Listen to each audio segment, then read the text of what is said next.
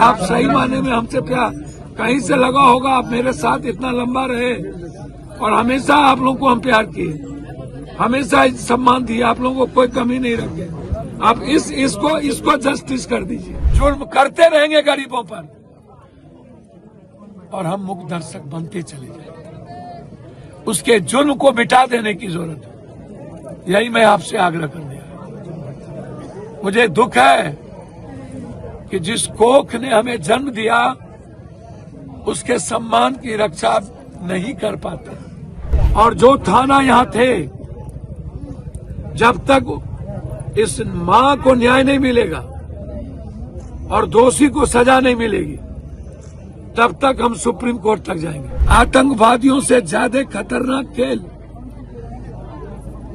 यही इस देश का संविधान है।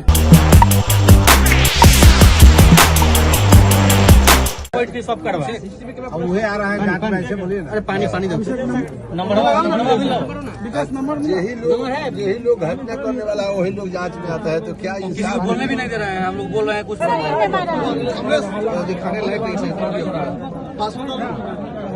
कोई महिला नहीं है, पुलिस आई थी, जेंट्स पुलिस एक 15 नहीं। इतना बेरहमी से पीटा है सर, इसका कोई हिसाब नहीं।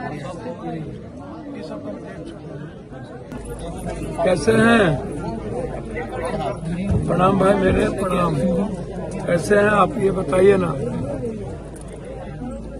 अरे भाई मेरे, आपके रहते हुए इतना बड़ा जुल्म, जालियांवाला बाग से भी ज्यादा खतरनाक जुल्म, सैकड़ों महिलाओं को पीटा गया 1 बजे रात में। किस वारंट के साथ, किस ऑर्डर पर, बिना महिला पुलिस के, एक भी महिला पुलिस नहीं, घर में ढुक के मारना 1 बजे रात में, तो कोई ऑर्डर नहीं ना हो सकता है विद्यासागर बाबू। माने क्या नहीं होगा, न्याय नहीं मिलेगा तो हम कोर्ट जाएंगे, तब हाई कोर्ट जाएंगे कल। कैसे विद्यासागर बाबू, आपके रहते हुए हम उसी गांव में हैं भैया। एक तो पागल हो गई, एक स्थिति यह है कि मेरे गोदी में फोटो देख लीजिएगा, अभी मैं लाइव में हूँ। अब मतलब जस्टिस तो कर दीजिए, जाति पूछ के मारा जाएगा, यह देश है। हाँ, जाति पूछ के मारा, जाति पूछ के। आप खुद बोलिए ना। तो अभी किए थे यार, आप तो मेरे परिवार की तरह रहे हैं, आप मेरे साथ। जी बिल्कुल। 4 साल तक सुपौल में एकदम छोटा भाई बन के रहे, निर्मली गौतम। वही बात कर रहे हैं ना, कैसे होगा बचा। कम से कम इस गांव के साथ तो जस्टिस कर दीजिए। बहुत मतलब इतना बड़ा जुल्म मैंने नहीं देखा, बहुत जुल्म देखा। ऐसे जुल्म रात के 1 बजे से लेके बिना महिला पुलिस के घर ढुक करके महिलाओं के साथ मारना, मतलब कोई चीज बाकी नहीं रखा। इसको न्याय तो कर दीजिए आप। अच्छा, जो मारा जो पीटा वही जांच करेगा, जांच तो कम से कम आप अपने से कर दीजिए।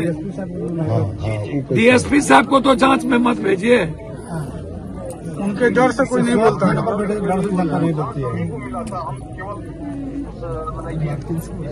नहीं, आपको हाथ जोड़ते, यदि आप सही माने में हमसे प्यार कहीं से लगा होगा, आप मेरे साथ इतना लंबा रहे और हमेशा आप लोगों को हम प्यार किए, हमेशा सम्मान दिए, आप लोगों को कोई कमी नहीं रखे। आप इसको जस्टिस कर दीजिए। आप डीएसपी को मत भेजिए, आप इसको जस्टिस कर दीजिए। ये मेरा रिक्वेस्ट है आपसे भाई। और फिर हम पटना पहुंच के आपसे बात करेंगे। प्रणाम। देवरिया थाना और गांव बंगड़ा। एक मिनट पता है, बंगड़ा।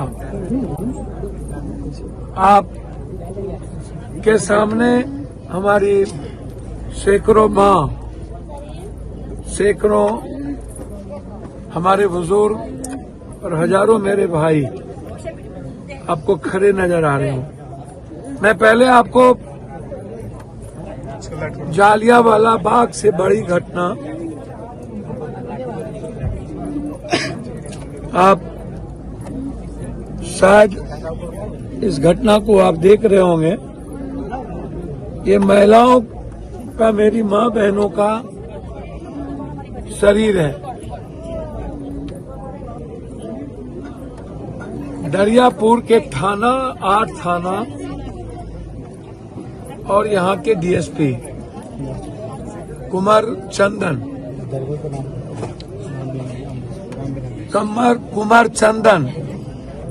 पहले भी ये कई जुल्म कर चुके हैं, कई घटना इनके द्वारा हो चुका है, कभी पासवान परिवार पर, कभी मुस्लिम परिवार पर, और अब जाति पूछ के जादवों के गांव में। सिर्फ इस गांव का दोष यही था, हमारे समाज के लोगों ने एक बच्ची को आत्मसम्मान और स्वाभिमान के साथ, जो हम सबका संस्कार है, उसे जीने के लिए मजबूर किया। वो नाचने गई थी, जो मेरे समाज के किसी भी व्यक्ति को अच्छा नहीं लगा।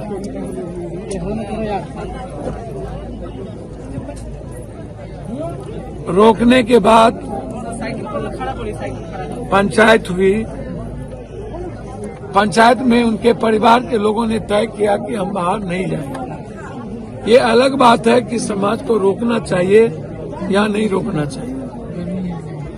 सभी तरह के लोगों की अपनी लाइफ है और किसी के जीने के अधिकार में दखल देने की जरूरत ना मेरा कानून देता है, ना कोई लोकतांत्रिक व्यवस्था। लेकिन कम से कम इस नामर्द पुलिस ने जो बर्दानगी दिखाई है अपनी बेटियों पर, क्या जब आपकी मां पर यह जुल्म होगा क्या बीतेगा? आपकी बेटी पर जब ये जुल्म होगा, आपकी बहन जब घर में बंद रहेगी और कोई दूसरा मर्द आपके घर के भीतर डूब जाए, तब आप पर क्या बीतेगा? मैं हर मां को अपना मां मानता हूं। भगवान न करे यह घटना किसी भी मां के साथ, किसी भी बहनों के साथ, किसी भी बेटियों के साथ, किसी भी जाति के साथ, किसी भी अमीर और गरीब के साथ। मां तो मां होती है और यही मेरा संस्कार है। मैं क्षमा मांगता हूं। लगातार इतनी बड़ी बड़ी घटना, लगातार शहीद होना। कल भी एक शहीद की यहाँ रात में थे, कभी नौगछिया, कभी कुछारी, कभी छपरा, कभी सिवान, और इस बीच में कई घटनाओं के कारण हम अपने गांव नहीं पहुंच पाए। ये मैं क्षमा मांगता हूं। इससे बड़ा जुर्म नहीं हो सकता। मैं सरकार से मांग करता हूं, विपक्ष से मुझे कोई उम्मीद नहीं है। 100 एमएलए है आपके पास तेजस्वी यादव, और वो 100 एमएलए जादवों की बदौलत है, गरीबों की बदौलत है, माइनॉरिटीज की बदौलत है। ये जादव नहीं होना, आपके डेयरी पर कुत्ता नहीं भूखेगा। जब आप अपने खून को नहीं संभाल पाई 100 एमएलए होने के बाद, मेरे पास 10 एमएलए होना मुख्यमंत्री और प्रधानमंत्री की सांस रोक देगी। इस धरती पर यह औकात ना पीएम को है ना सीएम को है। जस्टिस करने की हैसियत और अन्याय को मिटाने की ताकत हमारे ही बाप दादे और समाज के संस्कार ने हमें दिया। आप जैसे लोगों के कुत्ते के रोटी पर हम नहीं चलते हैं। जितना आप लोग लूटते हैं उतना हम डेली बांटते हैं। आपसे मैं आग्रह करूंगा, यदि ये न्याय नहीं हो पाएगा तो मैं इसी सप्ताह हाईकोर्ट में PIL फाइल करूंगा। चंदन कुमार को जब तक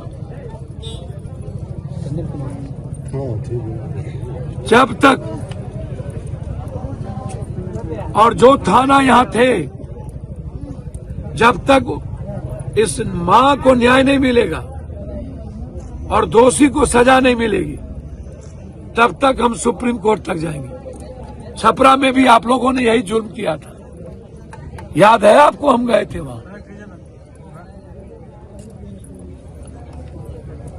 और वो भी जादव का ही गांव था, और वहां भी DSP साहब पूछ पूछ के मारे थे। मारे ही नहीं थे, मेरे 32 मां बेटियों को जेल भेज दिया गया। मां बेटी को नहीं, 3 महीने जिसके प्रेगनेंसी थी उसको जेल भेजा गया। कुमारी लड़की को जेल भेजा गया था। 14 दिन पहले जिसकी शादी हुई थी उसको जेल भेजा गया था। और हम लड़े थे आपसे, और हमने कहा था जब तक कार्रवाई नहीं होगी तब तक नहीं जाएंगे। बहस के बाद राम विनय थाना प्रभारी और अमरेश SI गलत संदेश देकर, क्योंकि उनकी प्रवृत्ति कभी सही नहीं है। जैसे कुंवर चंदन जी कभी भी समाज के गरीबों के प्रति उनकी निष्ठा या उनकी सोच या उनका चिंतन या उनका वे, ये कभी भी सही नहीं रहा। वो नफरत करते हैं समाज के गरीबों से, कमजोरों से, वंचितों से, और उस वर्ग से जो अभिजात है, जिन्हें अभिजात कहा गया।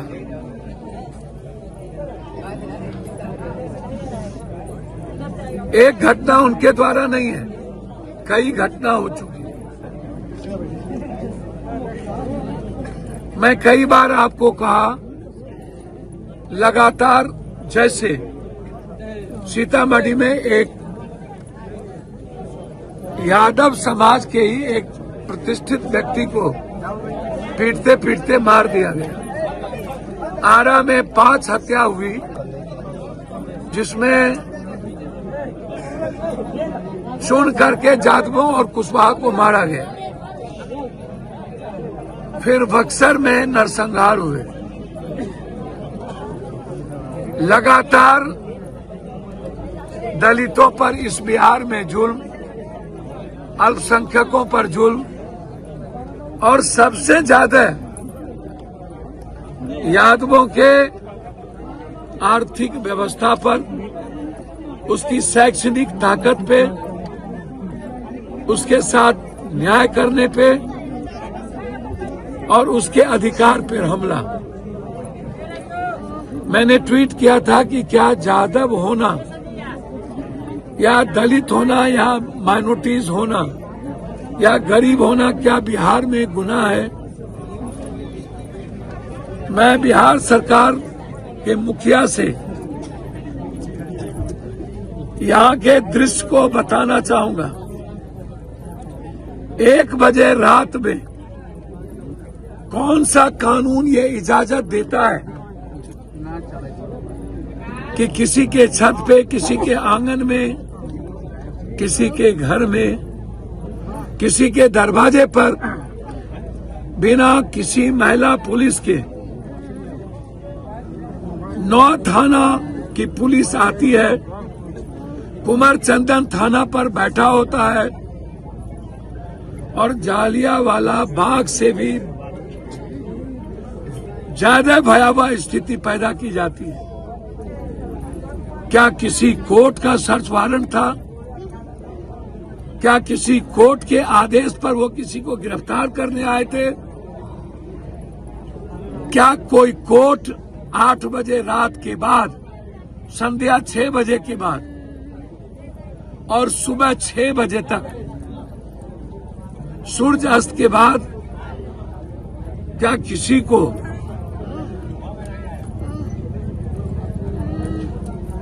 इतने बड़े जुर्म करने का अधिकार देता है? क्या गुनाह था मेरी माँ का? क्या गुनाह था मेरी बेटियों का? क्या गुनाह था मेरी बहनों का? बस इतना ही गुनाह था कि वो जाधव थे। उनके बुजुर्गों ने सिर्फ एक सामाजिक सरोकार करके समाज के सम्मान का ख्याल रखा। उसका खामियाजा मेरी माँ बहनों को भुगतना पड़ा। आखिर क्यों? हमारी माँ बहनों ने क्या की थी? वो कौन सा इतना बड़ा जुर्म कर दिया था कि उसकी सजा आतंकवादियों से भी ज्यादा, उसकी सजा इतनी बड़ी मिली। मुख्यमंत्री जी और इस देश के पीएम, बेटी पढ़ाओ बेटी बचाओ, क्या बेटी की भी जात होगी? क्या महिलाओं की भी जात होगी? क्या महिलाओं का भी कोई वर्ग होगा? या वो माँ होगी, या वो मेरी तहजीब होगी, संस्कृति होगी जीने की? फिर मेरे बहनों पर जुल्म क्यों? बिना पुलिस महिला के मेरे घर में किसके इजाजत पर ढुके? लगभग 5 दिन से ऊपर होने चला इस घटना को। 15 दिन हो गया सर, 15 दिन हो गया। 15 दिन, लेकिन अभी तक कोई एक्शन। आश्चर्य है। और 15 दिनों के बाद भी मेरी माँ बेहोश है। मेरी माँ बेहोश है। उसके दाग अभी भी आपके सामने, उसकी स्थिति अभी भी बुरी है। आप अंदाजा कीजिए उस रात का दृश्य क्या बीता होगा मेरी माँ बहनों पर। क्या हुआ होगा उस घर में जहाँ कोई मेरा भाई नहीं था, उसका बेटा नहीं था, उसके पति नहीं थे, उसके पिता नहीं थे। क्या हुआ होगा? क्या कभी आप अंदाजा कर सकते हैं? क्या आपकी बहन घर में नहीं है? क्या आपके घर में माँ नहीं है? क्या आपके घर में बेटियां नहीं है? क्या कोई इतना बड़ा दहशत, आतंकवादियों से ज्यादा खतरनाक खेल यही इस देश का संविधान है? यही इस देश का कानून है? यही इस देश का क्या इतिहास रहा है? सम्मान नहीं बचेगा, जीने का कोई राइट नहीं है। जब हम पूरी दुनिया के लिए लड़ सकते हैं, जब हर जाति धर्म के लिए अपनी जिंदगी दे सकते हैं, तो अपनी माँ बहनों के लिए मैं कुछ भी कर सकता हूँ। कुछ भी मतलब कुछ भी। ये मैं आपको आज वादा करके जाता हूँ। 72 घंटे के बाद मैं कोर्ट जाऊंगा, ये मैं आपको वचन देता हूँ। फिर मैं आग्रह करूंगा पूरे बिहार के न्यायप्रिय समाज से कि आप पूरे सोशल मीडिया पर इस गांव के जस्टिस के लिए आप ट्रेंड कैंपेन करें। Justice for bhangra, justice for हमारी माँ, जस्टिस फॉर माँ। यह कैंपेन होनी चाहिए ताकि ऐसे धृतराष्ट्र सरकार को, गूंगी और बहरी सरकार को और गूंगी और बहरी विपक्षी को, जब रोम जल रहा था तो नीरो बंसी बजा रहा था। वही हालात आज विपक्ष की और सत्ता पक्ष की है। 4 महीने ही वोट के समय बचे हैं। अभी दिखिएगा, फिर 5 साल के पहले 4.5 साल तक यह जनप्रतिनिधि मजे लेंगे। पुनः एक बार अंत में मुख्यमंत्री जी, डीजी साहब, एसएसपी साहब, ग्रामीण एसपी और डीआईजी मुजफ्फरपुर और विपक्ष के तमाम लोगों से कि आप इस गांव के न्याय के लिए इस गांव आइए, ताकि गलत लोगों को सजा मिल सके। यदि यह सजा नहीं मिली तो आतंक नासूर बन जाएगा, आतंक चढ़ के बोलेगा, अपराध चढ़ के बोलेगा, गलत आदमी स्थापित हो जाएंगे। बार बार या डीएसपी चंदन कुमार जुल्म करते रहेंगे गरीबों पर और हम मुख्य दर्शक बनते चले जाएंगे। उसके जुल्म को मिटा देने की जरूरत है। यही मैं आपसे आग्रह करने आया। मुझे दुख है कि जिस कोख ने हमें जन्म दिया उसके सम्मान की रक्षा नहीं कर पाते, लेकिन न्याय के लिए लड़ेंगे। मैं धन्यवाद दूंगा यहाँ के नौजवानों को जो लगातार संघर्ष कर रहे हैं, इस डर के भय के वातावरण में लगातार अपनी मां बहनों के सम्मान के लिए वो लड़ रहे हैं। मैं मुजफ्फरपुर के उन दलाल नेताओं को आग्रह करना चाहूंगा जो मेरे ही जाति में है, दलाली करना बंद कर दे, विभीषण बनना बंद कर दे, दुष्टई करना बंद कर दे, धूर्तई करना बंद कर दे, नौकरशाह की चमचगड़ी करना बंद कर दे। ऐसे दलाल को समाज में जगह नहीं मिले और ऐसा दलाल को समाज में जीने का राइट भी ना मिले। चंदन से ज्यादा बड़ा सांप वो दलाल है जो पीठ में खंजर भोगता है। चंदन दिखता तो है, वो मेरा विरोधी है।